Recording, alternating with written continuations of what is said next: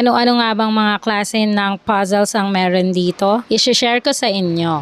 Hi guys! Hi Kagetaway! Nandito pa rin tayo sa Puzzle Mansion at i-explore natin kung ano-anong mga klase ng puzzles ang meron dito.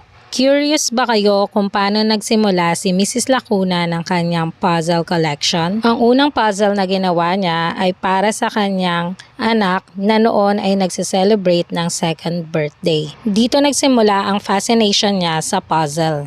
Ito ang iba't ibang klase ng kanyang collection. Ball puzzle, wooden artifacts puzzle, 3-dimension wooden puzzle, 3D wooden land animals, 3D wooden heavy equipments, magnetic vase, 3 dimensions cathedrals, wonders of the world in 2 dimensions and 3 dimensions. Ito nakakamanghatong 3D landmarks ng